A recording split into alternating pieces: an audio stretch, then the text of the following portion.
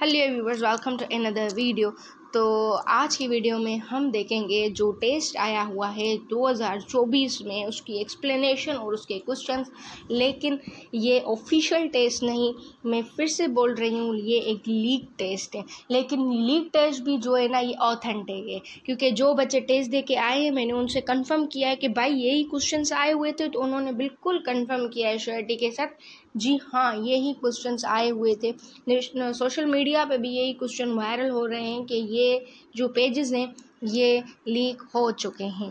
ठीक है जी, official paper leak जब तक हो तब तक ये अनऑफिशियल पेपर लीक्ड हम सॉल्व कर देते हैं, ताकि कुछ बच्चों को आसानी हो अपनी की बनाने में, या नेक्स्ट ईयर जो बच्चे टेस्ट दे रहे हैं उनके लिए ये आसानी हो जाए कि किस तरह के क्वेश्चंस आ सकते हैं। ठीक है, अच्छा तो ये क्वेश्चन आ गया हमारे पास, सीधा सीधा एक सेल का पूछ रहा है, इसमें कोई सी भी एक्सप्लेनेशन रिक्वायर्ड नहीं है। वो पूछ रहा है कि वो कौन सा वायरस है जो किल करता है कैंसर सेल को and AIDS affect the cells, और एड्स अफेक्ट करती है हमारे सेल्स को, तो वो होता है ऑन्कोलाइटिक सेल्स। ठीक है जी, उसके बाद क्वेश्चन नंबर सेकंड है, विच इज़ वेरी फेमिलियर और very similar with all the past paper. ठीक है, तो ब्लड ऑफ पीएच, ठीक है, ब्लड ऑफ पीएच कितनी होती है भाई, 7.35। बिल्कुल एग्जैक्ट ये क्वेश्चंस पहले भी तकरीबन 10 से 12 मरतबा पास पेपर में पूछे गए हैं। तभी मैं आपको बोलती हूँ कि सारे पास पेपर सॉल्व किया करें, कोई सा भी क्वेश्चन लग सकता है। देन हेलिकोबैक्टीरिया पायलोरी, ये बुक की पॉइंट, सन टेक्स्ट बुक की पॉइंट है, और इसका जो आंसर है वो फ्लैजिलेटेड स्पायरल शेप्ड होता है। बेसिकली पूछ भी शेप ही रहा था, तो नीचे कौन से ऑप्शंस हो सकते थे, तो नीचे हो सकता था ट्रायंगल, हो सकता था रोड शेप्ड हो सकता था, या जो भी शेप्स कॉमन शेप्ड होते हैं कुछ, तो इसका या फ्लैजिलेटेड स्पायरल शेप्ड होते हैं। उसके बाद incorporated DNA with host cell is called, जो इनकॉर्पोरेट किया जाए डीएनए के साथ विद द होस्ट सेल, उसको हम क्या बोलते हैं, प्रोफेज। ये भी सीधी सीधी बुक की पॉइंट है, मतलब टेस्ट इससे लग रहा है कि बिल्कुल नॉर्मल और सिंपल आया हुआ है। देन ट्रफोफ्लेजिला आर ईच ऑफ 2 साइड्स इसका, ये भी बुक की सीधी सीधी लाइन है। क्वेश्चंस हमेशा इस पे आते हैं कि वो कौन से फ्लेजिला हैं सिर्फ एक साइड पे होते हैं, वो कौन से फ्लेजिला हैं जो किसी भी साइड नहीं होते, वो कौन से फ्लेजिला हैं जो पूरे सराउंड किए होते हैं। तो इस तरह के क्वेश्चंस आते हुए, लेकिन यहाँ पे पूछ रहा है कि वो कौन से फ्लेजिला है जो दोनों साइड्स पे आते हैं, तो वो होते हैं एम्फीट्रैकस।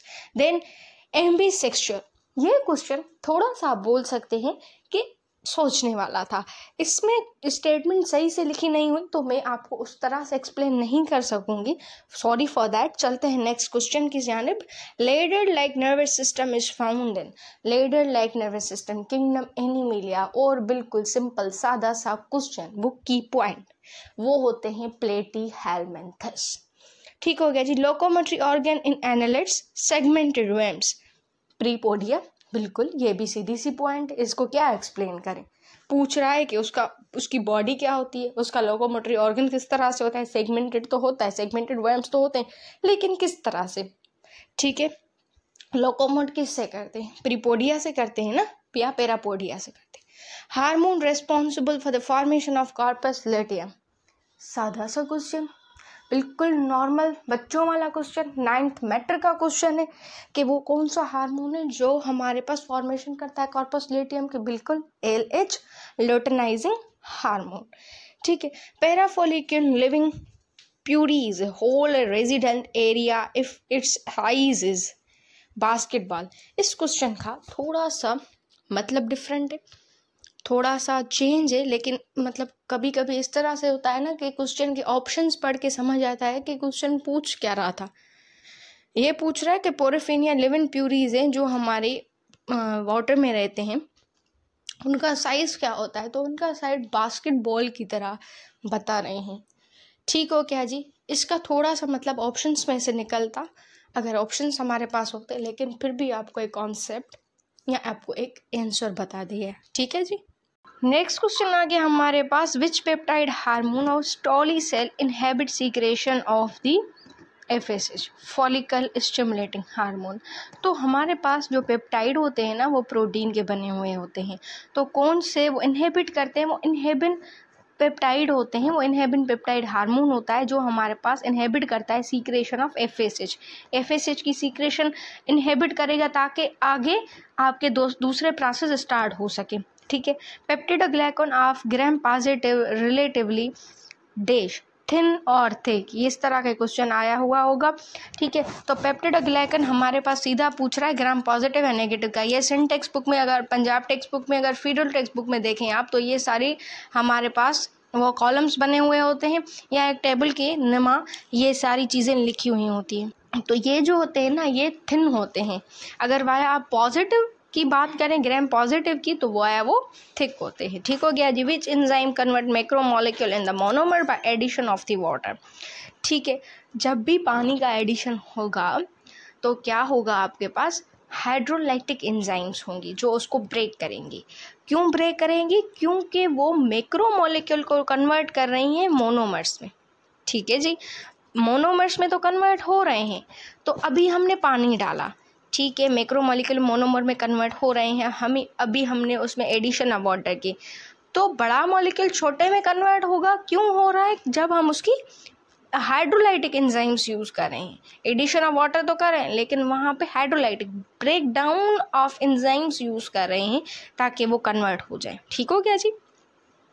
एक्टिव साइट क्या है? जहाँ पे आपके एंजाइम्स अकर करें, ये जहाँ पे आपकी कैटालाइटिक एक्टिविटी हो उसको हम एक्टिव साइट बोलते हैं। और ये मोर जो है ना इम्पोर्टेंट होती हैं किसी भी एंजाइम को चलाने के लिए। जहाँ पे एक्टिव साइट होगी वहाँ पे ही तो सबस्ट्रेट आके अटैच होता है, सारा प्रोसेस आपको पता है। Substance that increase activity of active are those attached to site in the active site are. तो मतलब क्या होता है, अगर कोई ये ना स्टेटमेंट याद कर लें, ये तो पास का क्वेश्चन भी है, ये देखा जाए तो आपके बुक का भी पॉइंट है कि अदर देन एक्टिव साइड पे अगर कोई सी भी सबस्टेंस आके अटैच हो रही है, मतलब यहाँ पे अगर एक पॉइंट पे 2 पॉइंट्स है ए और बी, तो अगर एक्टिव साइड है ए पे और अदर साइड पे मतलब एलोस्टेरिक जो हमारे पास एक्टिवेटर्स हैं वो बी साइड पे अटैच हो रहे हैं। ठीक है। तो अदर देन एक्टिव साइड पे अटैच हुए ना तो उसको हम एलोस्टेरिक एक्टिवेटर्स बोलेंगे। ठीक है। Carbohydrate H and O are present in ratio, बिल्कुल सादा सा क्वेश्चन, पास पेपर में मोस्टली रिपीटेड और हमारे टेक्स्ट बुक की सीधी सी लाइन 2:1 उसका जो है ना रेशियो होता है कार्बोहाइड्रेट में पानी का। ठीक है।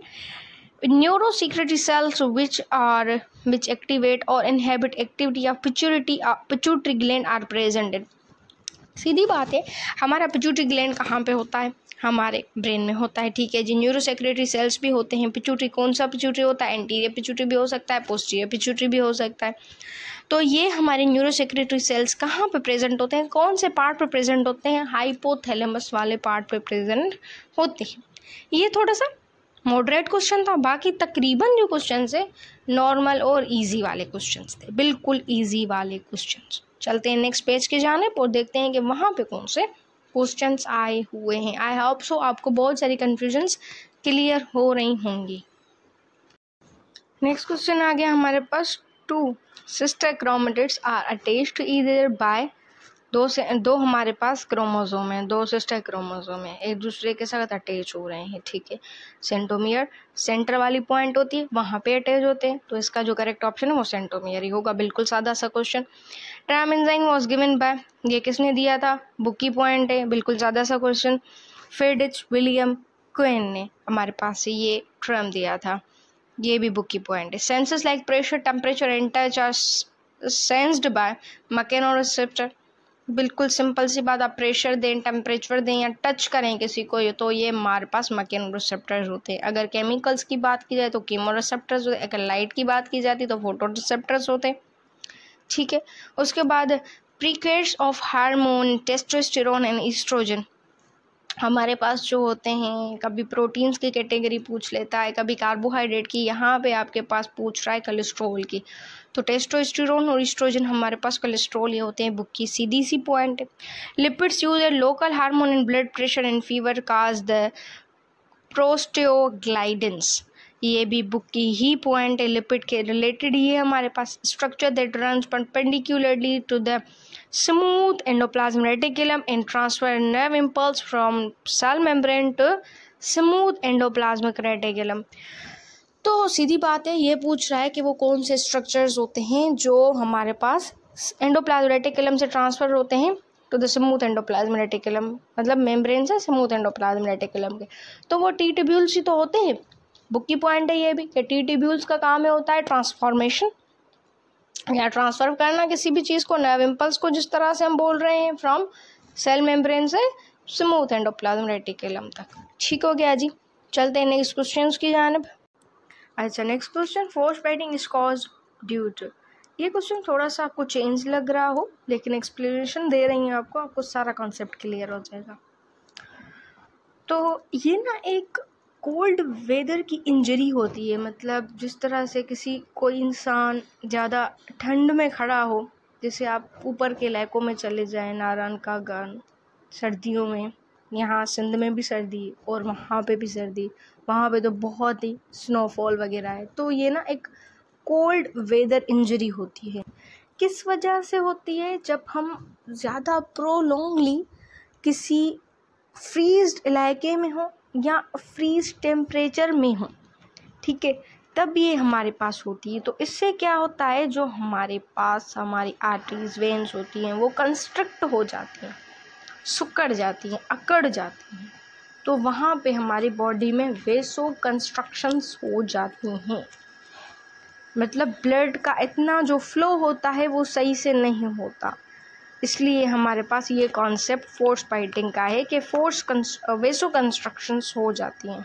तो अगर हम ज़्यादा ठंड में खड़े हो जाएंगे, टेम्परेचर हमें ज़्यादा लग जाएगा उसका ठंड का, तो एक तो हमारी स्किन ख़राब हो जाती है या डैमेज हो जाती है, या हमारे जो मसल्स टिश्यू वगैरह हैं वो भी डैमेज हो। ये फर्दर शो आना अगला प्रोसेस है। Cancer common in young man from 14 to 35 is testicular cancer. Testes में जो कैंसर होता है वो यंग मैन में ज़्यादा पाया जाता है, जो 14 साल से 35 साल तक के होते हैं। हार्डी एंड वेनबर्ग थ्योरम, ये थ्योरम है, ये सीधा थ्योरम है, बुक की पॉइंट है, इसको ज़्यादा एक्सप्लेन करने की नीड भी नहीं है। Cross of two plants which are not genetically same, इसको हम हाइब्रिडाइजेशन बोलते हैं। ये भी सीधी बात है, सेम चीज़ है। Heat of vaporization of water, ये तो question repetitive, most senior question है ये भी। तो हीट ऑफ वेपराइजेशन हमारे पास 574 किलो कैलोरी पर kg होते हैं। तो ये थे क्वेश्चंस हमारे पास। चलते हैं नेक्स्ट क्वेश्चंस के जानिब। अच्छा, तो ये केमिस्ट्री का पोर्शन है, बोल रहा है कि CC carbon bond length in benzene is. Book की पॉइंट सीधी सी point, Sindh text book, federal text book and Punjab text book, सारों में ये पॉइंट लिखी हुई है, इसको क्या ही एक्सप्लेन करना। एंगस्ट्रॉम में एंगल होती है, तो 1.39 बेंजीन में कार्बन की एंगल होती है, बॉन्ड लेंथ होती है। A compound is AX2 and angle between it is shape 180 shape होता है, तो वो कौन सा होता है भाई? लीनियर होता है। अगर यहाँ पे होता 104 जो पास पेपर में आया हुआ है, वही मैं बता रही हूँ आपको, तो वो होता है बेड जो वाटर का होता है, ठीक है। शेप ऑफ अमाइन इज, बिल्कुल सीधी सी बात है, अगर शेप ऑफ अमाइन आप देखेंगे तो वो होता है हमारे पास टेट्राहेड्रल पिरामिडल शेप, इसमें क्या ही बताना। शेप ऑफ अमोनिया, बिल्कुल सादा सा क्वेश्चन, शेप ऑफ अमोनिया कौन सा होता है भाई? टेट्राहेड्रल होता है। अगर आपको निकालना आता है शेप तो it is very much easy questions. उसके बाद formic acid is more acidic then ethanol, ठीक है। फार्मिक एसिड क्यों एसिडिक है? क्योंकि उसमें OH ग्रुप है, सीधी बात है। फार्मिक एसिड हमारे पास कहाँ पे पाया जाता है? चूंटियों में पाया जाता है, एंड्स में पाया जाता है, सादा क्वेश्चन, बुक की पॉइंट है। It's use for protection of biological specimen, बिल्कुल बुक की पॉइंट है। ये तो जब पुराना बुक होता था ना, सिंटेक्स बुक केमिस्ट्री का, तो इसमें भी ये पॉइंट लिखी हुई होती थी कि जो प्रोटेक्शन ऑफ बायोलॉजिकल स्पेसिमेन होता है वो कौन सा होता है? फॉर्मिक एसिड होता है। No two electron possess all the same quantum number is, सीधी सी सादी सी बिल्कुल सिंपल आसान सी बात। कौन सा लॉ था, कौन सा प्रिंसिपल था, किसने दिया था? पॉलीज ने दिया था, Pauli's exclusion principle.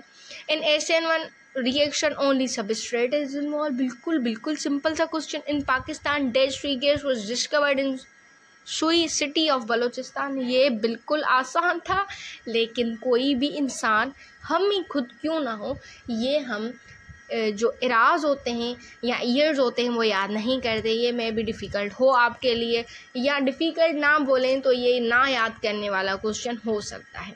Which of following is crystalline solid? Simple सी बात, एलम जो होता है वो हमारे पास एक क्रिस्टलाइन सॉलिड होता है।